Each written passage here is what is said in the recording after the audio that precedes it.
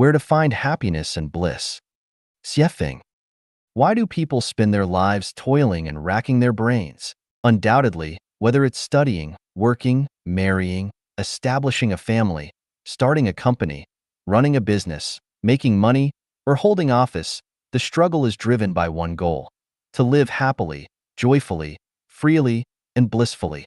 No one becomes a wealthy person, a star, a high-ranking official, or an academic authority to live in annoyance, pain, fear, or sorrow. Claims that one lives for the strength and glory of their family, nation, state, party, or religion are certainly nonsense.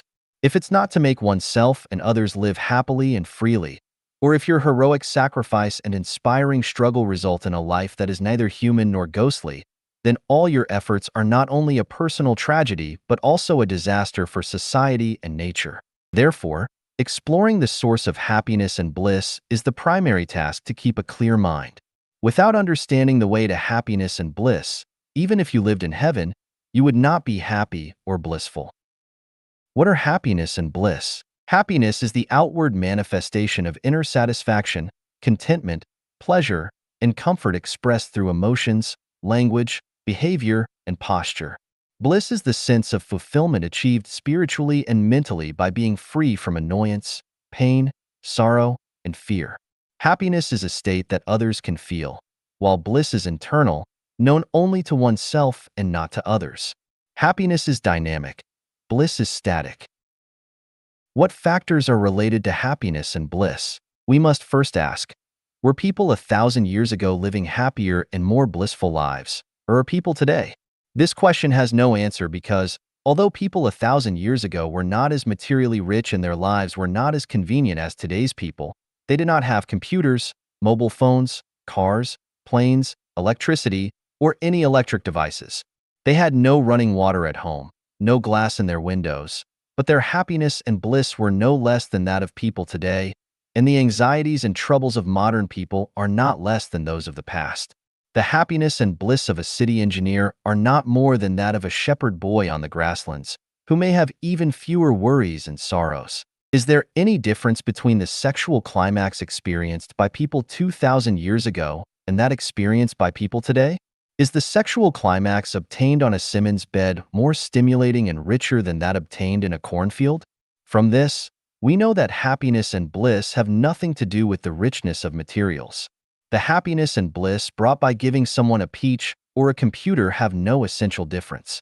The happiness and bliss brought by giving someone a Mercedes-Benz car today may not be as rich and lasting as the happiness and bliss brought by giving someone a cow hundreds of years ago. Who is happier and more blissful, a woman adorned with jewels or a barefoot woman raising thousands of ducks? Who can be sure that the happiness and bliss of a woman who picks a wildflower to wear on her head are less than that of a woman wearing a gold necklace and diamond earrings? Compare someone who earns a monthly salary of 10,000 yuan and receives a year-end bonus with another person who works diligently for a year without any salary or bonus. Who lives happier and more blissfully? If your answer is that the person with a monthly salary of 10,000 yuan lives happier and more blissful than the person who works hard for a year without earning a penny, then your answer is wrong. In reality, the person who works hard without any income is happier and more blissful than the one with a monthly salary of 10,000 yuan. There is a fact for reference: the comparison between the city's 996 white-collar workers, a term in China referring to the grueling schedule of working from 9 a.m. to 9 p.m., 6 days a week, and Chanyuan Celestials of the second home of life Chanyuan who have no salary or bonus all year round. Chanyuan Celestials living in the second home are definitely happier and more blissful than the city office workers. Whether a person lives happily and blissfully has nothing to do with money, status, power, or fame, but it is related to the soul, spirit, realm, pattern, and quality. Happiness is related to creation, and bliss is related to giving and dedication. Without creation, there is no happiness. Without dedication, there is no bliss. A person who is grateful, selfless, creative, giving, and reasonable, even if living in a thatched cottage and eating simple meals, always lives happily and blissfully.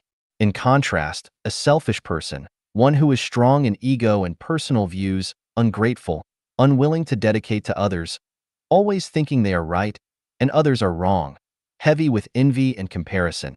Even if living in a palace, served by many, and provided with all luxurious needs, will still not live happily or blissfully.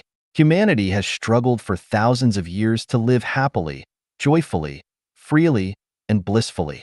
They have established the United Nations, states, religious and political organizations, invented high technology and currency, and have racked their brains and worked hard for money, office, fame, power, and status. Have you found the key to happiness, joy, freedom, and bliss? If you have found it, congratulations and blessings to you. If not, then go find it in the second home created by Life Genuine.